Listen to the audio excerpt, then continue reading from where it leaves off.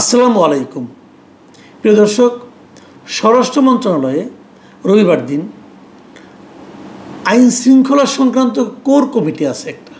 এই core committee একটা বৈঠকে বসেছিল এবং সে বৈঠকে বসে তারা বিশাল গুরুত্বপূর্ণ একটা সিদ্ধান্ত নিতে যাচ্ছে। নেয়নি এখনও, বলা হচ্ছে তারা চিন্তা ভাবনা করছে এবং সেটা বাইরে নিউজ আকারে এসেছে।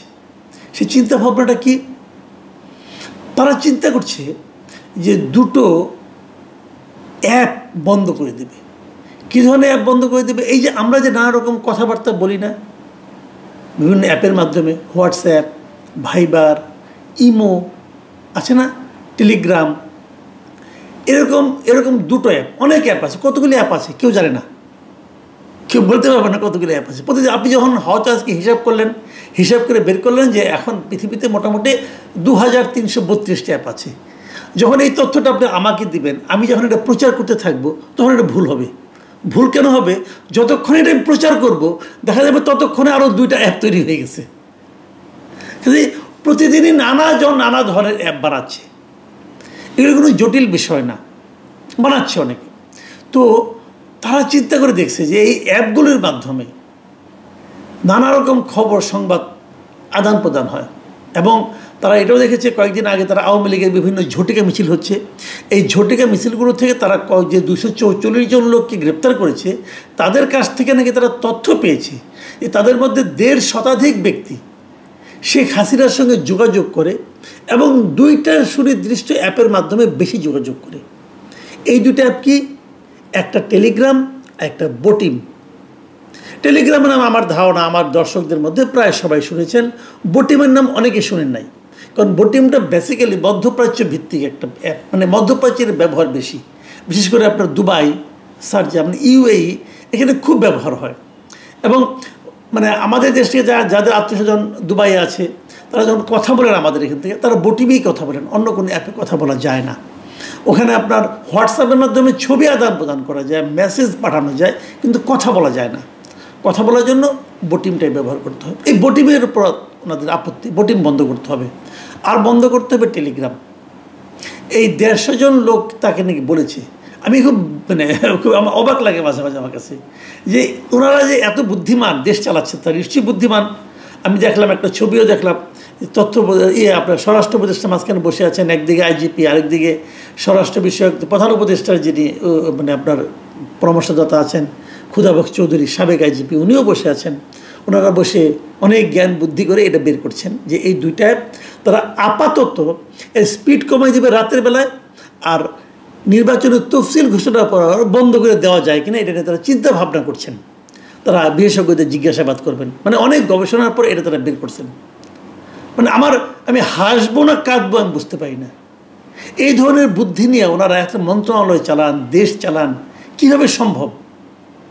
কোনো ধারণা আছে এই লোকগুলোর যে এই অ্যাপ বন্ধ করলে কি হয় এবং অ্যাপ বন্ধ করা যায় কি না? আমি কয়েকটা প্রশ্ন করি, আপনারা শুনেন। 150 জন, মানে 250-র মধ্যে 150 জন লোকই নাকি শেখ হাসিনার সঙ্গে কথা বলে এই 2টা অ্যাপের মাধ্যমে। মানে শেখ হাসিনা এদের কাছে এত অ্যাভেলেবল যে কেউ কথা বলতে পারে। আপনি পারবেন, আপনি সারাদিনে এইগুলি সেখানে কথাই বলবেন, সবাই তার সঙ্গে কথা বলতে পারে। আমি তো বুঝলাম না কেমন সম্ভব। আচ্ছা সম্ভব, ধরে নিলাম তাদের কথাই ঠিক, সবাই এই অ্যাপ 2টা ব্যবহার করে। আজকে আপনি এই অ্যাপ 2টা বন্ধ করে দেবেন, কালকে আরেকটা অ্যাপে কথা বলবে। আপনি কী করে বুঝবেন? প্রতিবার গ্রেপ্তার করবেন, তাদের কাছ থেকে জানবেন যে কোন অ্যাপে কথা বলে, তারপরে সে অ্যাপ বন্ধ করবেন। কয়টা বন্ধ করবেন আপনি? এই 2টা অ্যাপ বন্ধ করা মানে কি অন্য কোনো অ্যাপ চলবে না?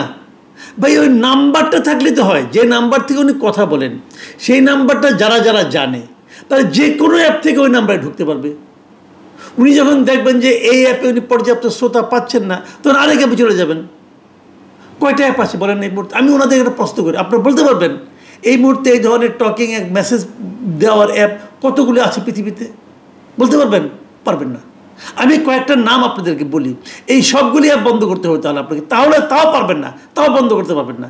এই মুহূর্তে সবচেয়ে বেশি জনপ্রিয় সারা দুনিয়াতে হলো হোয়াটসঅ্যাপ, তারপরে Facebook Messenger, Snapchat, Telegram, WeChat, Line, iMessage, Discord, Signal, Viber, KakaoTalk, imo, এগুলি সবগুলি কিন্তু এই ধরনের চ্যাট। এবং চীনে যখন আপনি যাবেন, চীনে এগুলো একটাও চলবে না।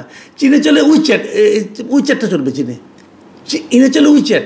ঠিক আছে, চীন কিন্তু হোয়াটসঅ্যাপ, ভাইবার সব বন্ধ, ফেসবুক সব বন্ধ করে রাখছে। তো উইচ্যাট চলে, কিন্তু ওই উইচ্যাট কিন্তু আপনি আবার এখানে বসেও ডাউনলোড করতে পারবেন। আপনি এখানে বসে চীনের কোনো লোকের সঙ্গে আলাপ করতে পারবেন। কীভাবে সম্ভব বলেন? এটা কি মানে এই ধরনের চিন্তা কিভাবে আসে বর্তমানের এই সময়ে? বর্তমানের সময়টা কি? এটা আসলে যোগাযোগের সময়। এই সময়ে যারা এই ধরনের অ্যাপ বন্ধ করতে চায়, কথাবার্তা বন্ধ করার জন্য, তাদের মানে মস্তিষ্কের সুস্থতা নিয়ে আমার সন্দেহ হয় মাঝে মাঝে। এর ফলাফল কী হয় দেখেন নাই?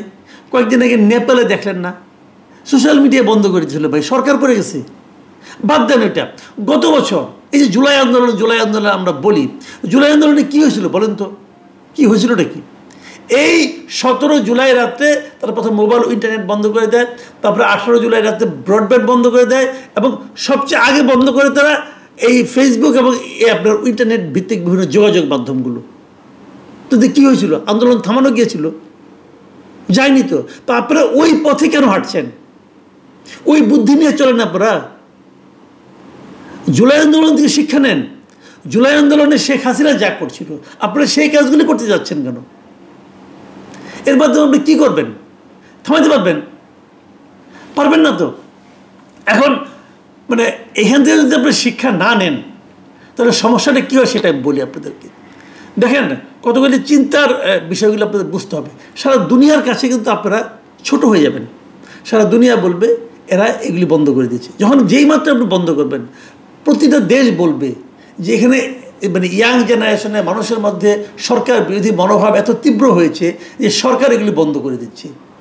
সব দেশে যারা বন্ধ করেছে তারা কিন্তু একদম এমন সময় বন্ধ করেছে যখন তারা আন্দোলনে ভীত হয়ে গেছিল। তো আমাদের দেশে কি সেই পরিমাণে আন্দোলন আছে? তাহলে কেন আপনারা নিজেদেরকে মানুষের কাছে প্রমাণ করতে চান যে আপনারা আন্দোলনে ভীত হয়েছেন? দেখুন, আমি একটা সিম্পল কথা বলি। আপনারা একটা আইন করেছেন যে শেখ হাসিনার কথা প্রচার করা যাবে না। আপনারা এই আইনটা মানছেন। কয়েকদিন আগে তো শেখ হাসিনা কী বলেছে না বলেছে ডিটেল আমার দেশ পত্রিকায় ছাপা হলো। আমার দেশকে একটা কথা বলার সাহস পাইছেন? কিসের আইন চালান আপনারা? কিসের মন্ত্রণালয় ভাই? কিসের সরকার বলেন? একটা প্রশ্ন করার সাহস পাইছেন আপনারা? পান নাই। পাবলিকের আপনি হোয়াটসঅ্যাপ বন্ধ করবেন, পাবলিকের টেলিগ্রাম বন্ধ করবেন। হ্যাঁ, তো এটা কিছু হইল? আমি তারও চেয়ে বড় কথা একটা বলি, যে সবচেয়ে ইম্পর্টেন্ট কথা, শেখ হাসিনার কথা বন্ধ করতে হবে কেন? শেখ হাসিনা কী বলছে, সরকারের বিরুদ্ধে বলছে, অমুক বলছে, তমুক বলছে, এটা বন্ধ করতে হবে কেন?